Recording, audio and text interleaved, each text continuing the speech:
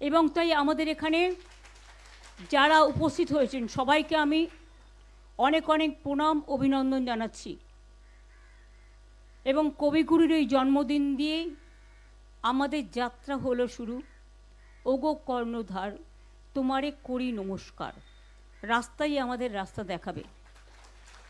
আমি আজকে যে সন্ত্রাস চলছে বাংলার মামাটি মানুষের ওপরে, আমাদের কর্মীদের ওপরে লাগামহীন বলগাহীন সন্ত্রাস চলছে।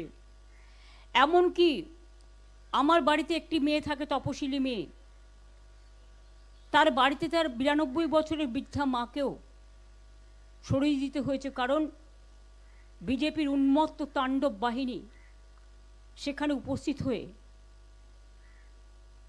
নতুন একটি গৃহবধূ এসছে, তাকে বলা হয়েছে তাকে নির্যাতন করা হবে।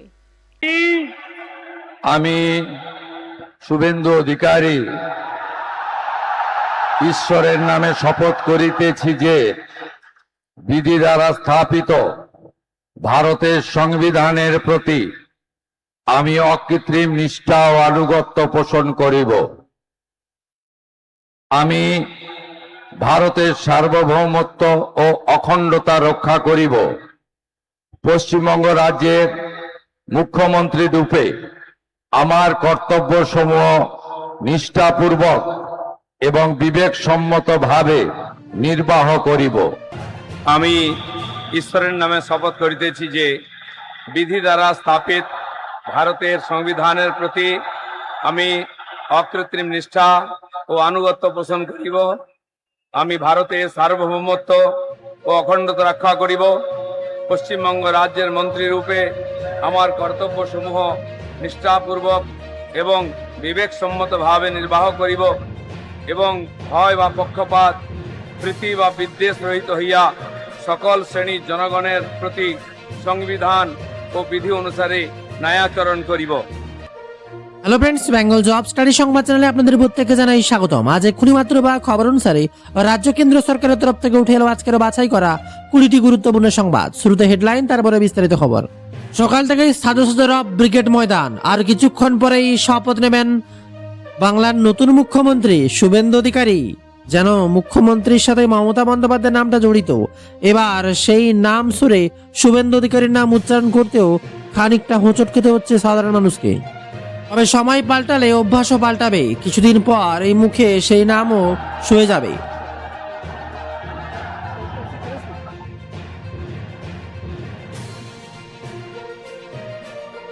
আমি শুভেন্দু অধিকারী ঈশ্বরের নামে শপথ করিতেছি যে পশ্চিমবঙ্গ রাজ্যের মুখ্যমন্ত্রী রূপে যে কোনো বিষয় যাহা আমার বিবেচনার জন্য আনিত হইবে বা আমি জ্ঞাত হইব, তাহা মুখ্যমন্ত্রী রূপে আমার কর্তব্য সমূহের যথাযথ নির্বাহের জন্য যেরূপ আবশ্যক হইতে পারে তদ্গতিকে আমি প্রত্যক্ষ বা পরোক্ষভাবে কোন ব্যক্তি বা ব্যক্তিগণের নিকট জ্ঞাপন করিব না বা প্রকাশ করিব না।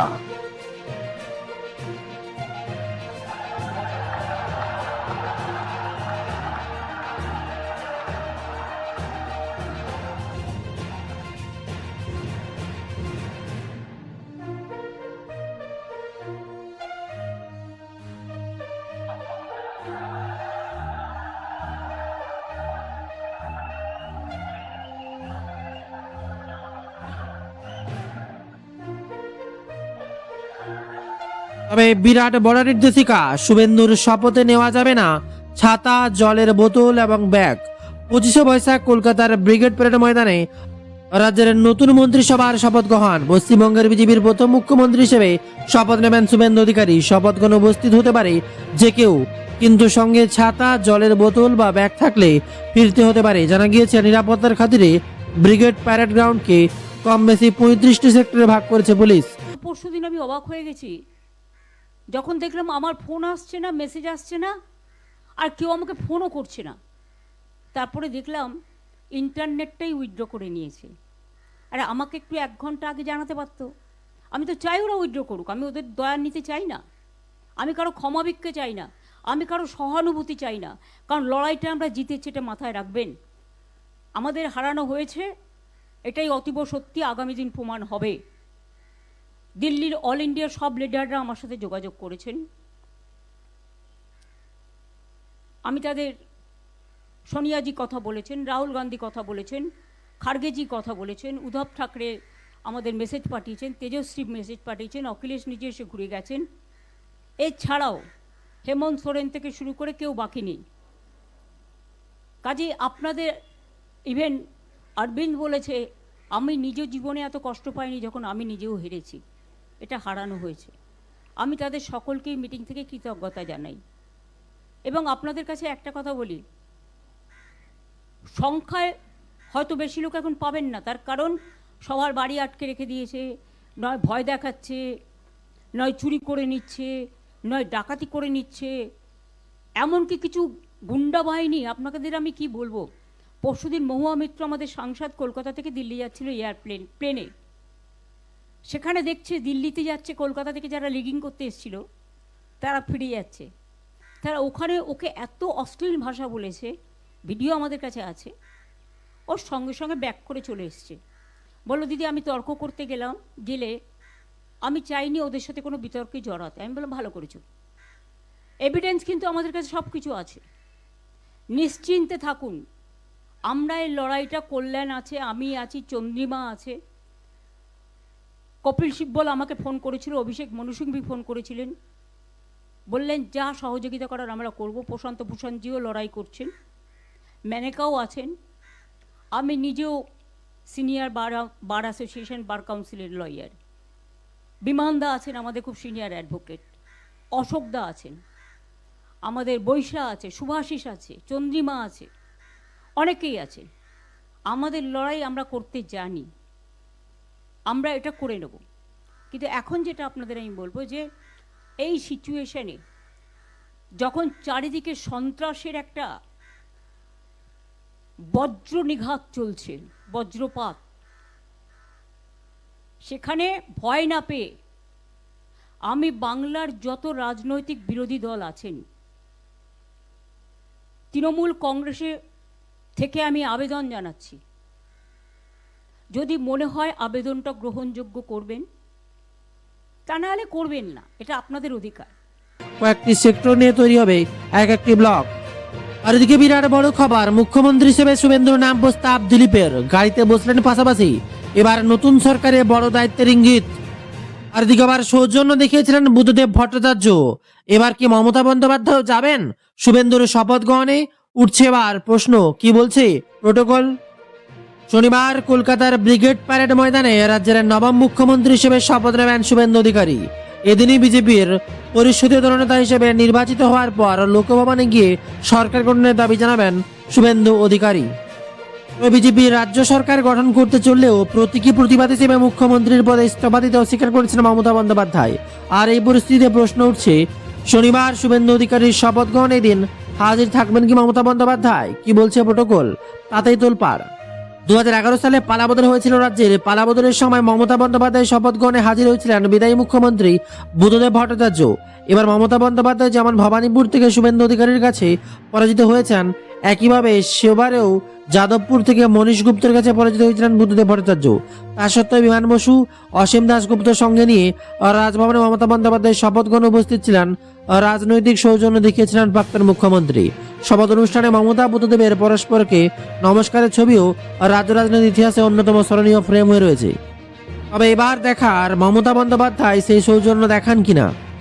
এবার শপথ নেবেন শুভেন্দু অধিকারী। অপরদিকে আবার আমি নই আমায় বিশ্বাসী শুভেন্দু শপথের আগে কি বললেন এবার?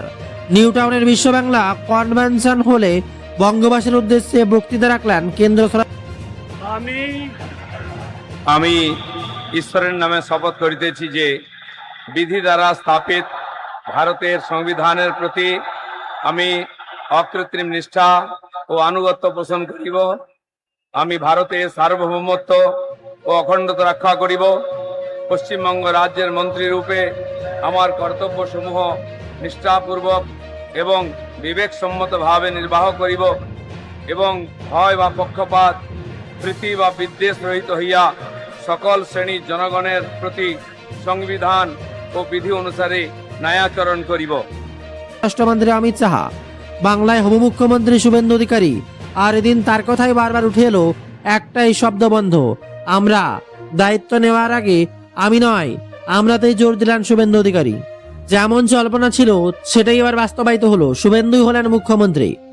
শুক্রবার বিজেপি 207 জন জয়ী প্রার্থীর সঙ্গে বৈঠক করেন শুভেন্দু অধিকারীকে পশ্চিমবঙ্গের বিধানসভায় পরিষদের দলনেতা বেছে নিলেন কেন্দ্রীয় স্বরাষ্ট্রমন্ত্রী অমিত শাহ। রাত পোহালেই তার শপথ গ্রহণ। শনিবার কলকাতার ব্রিগেড প্যারেড গ্রাউন্ডে নতুন সরকার শপথ নেবে। তবে তার আগে নিউটাউনের বিশ্ব বাংলা কনভেনশন হলে বঙ্গবাসীর উদ্দেশ্যে বক্তৃতা রাখলেন কেন্দ্রীয় স্বরাষ্ট্রমন্ত্রী অমিত শাহ। বাংলার উপমুখ্যমন্ত্রী শুভেন্দু অধিকারী, আর এদিন তার কথায় বারবার উঠে এলো একটাই শব্দবন্ধ, আমরা। দায়িত্ব নেওয়ার আগে আমি নয়, আমরাতেই জোর দিলেন শুভেন্দু। আবার আছে, মুখ্যমন্ত্রী যে শুভেন্দুই হচ্ছেন তা নিয়ে কৌতূহল থাকলেও খুব একটা সংশয় ছিল না।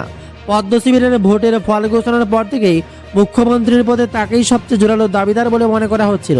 তিনি যেভাবে পরপর দুবার মমতা বন্দ্যোপাধ্যায়কে পরাস্ত করেছেন, সে কৃতিত্ব শুভেন্দুকেই দিলেন শাহ। মুখ্যমন্ত্রী হওয়ার পর কি করবেন সেটাও এদিন স্পষ্ট করেন তিনি। প্রথমে বলেন, বাংলার প্রাতিষ্ঠানিক দুর্নীতি যারা করেছেন তাদের বিরুদ্ধে অবসরপ্রাপ্ত বিচারক কমিশন গঠন করা হবে। যারা সরকারি অর্থ নয়ছয় করেছেন তাদের বিরুদ্ধে ব্যবস্থা নেব। সন্দেশখালী আরজিকর তদন্তের কমিশন বসবে বলেও জানিয়েছেন তিনি। তবে এদিন একটাই নজর, ব্রিগেড ময়দান। নিরাপত্তার চাদরে এবার ব্রিগেড মোতায়েন, আইপিএস অফিসার ও কেন্দ্র বাহিনী, নজরদারিতে ড্রোন। ব্রিগেড গ্রাউন্ডকে নিরাপত্তার খাতিরে মোট 35টি সেক্টরে ভাগ করেছে।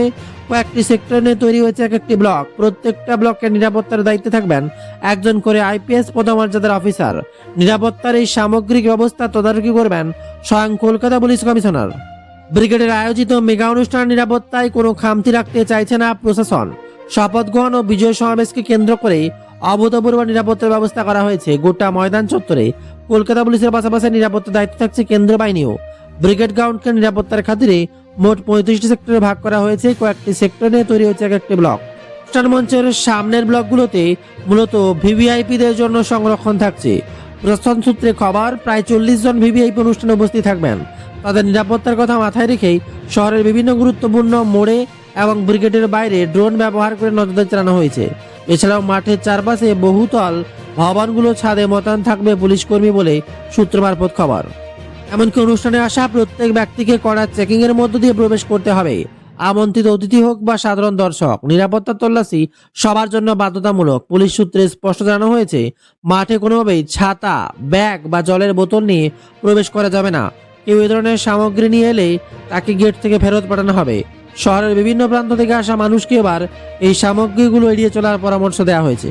খবর উঠে আসছে, 25শে বৈশাখের দিন ব্রিগেড ময়দানে এবার ভরে যাবে জনমানুষে। জানা গিয়েছে সকাল 11টা নাগাদ ব্রিগেড ময়দানে শপথ গ্রহণ অনুষ্ঠান থাকতে চলেছে। আর এই অনুষ্ঠান থাকবেন প্রধানমন্ত্রী নরেন্দ্র মোদী, কেন্দ্রীয় স্বরাষ্ট্রমন্ত্রী অমিত শাহ, বিজেপি সর্বভারতীয় সভাপতি নীতিন নবীন। ইতিমধ্যে শহরে এসে গিয়েছে কেন্দ্রীয় স্বরাষ্ট্রমন্ত্রী অমিত শাহ। আর এই আসার কথা ছিল এবার প্রধানমন্ত্রী নরেন্দ্র মোদী। অনুষ্ঠানে থাকার কথা বিজেপি শাসিত 20 রাজ্যের মুখ্যমন্ত্রীর। বৃষ্টির জন্য এবার ব্রিগেড মাঠের চারিদিকে কাদা ছিল, তাই অনেক জায়গায় জমে গিয়েছিল জল। সে কারণে প্রধান রাস্তা থেকে ব্রিগেড প্যারেড গ্রাউন্ড পর্যন্ত বা মূল মঞ্চ পর্যন্ত যাতে যাওয়া যায় সেজন্য কংক্রিটের ইট বা বালি ফেলা হয়েছে। এখানে রাস্তা তৈরি হচ্ছে। আপাতত কিছু অস্থায়ী হ্যাঙ্গার লাগানো হয়েছে, সেখানে উপস্থিত থাকবে সাধারণ মানুষও। আর একদিকে শপথ গ্রহণ, অপরদিকে আবারও ভয়ানক অ্যালার্ট। হান্টা ভাইরাস ছড়ানো জাহাজে ভারতীয়রা। আবার কি লকডাউন? বিশ্ব স্বাস্থ্য সংস্থার এমার্জেন্সি হেলথ প্রোগ্রাম এবার ডিরেক্ট ডক্টর মাহমুদ বলছেন, 2018-19 সালে আর্জেন্টিনায় এমন পরিস্থিতি দেখছিলাম যেখানে কয়েকজন উপসর্গযুক্ত ব্যক্তি জমায়েতের অংশ নিয়েছিলেন এবং তারপর বহু মানুষ সংক্রমিত হয়েছিলেন। এখনও কি তাহলে একই পরিস্থিতি? প্রমোত্তরিতে আতঙ্ক।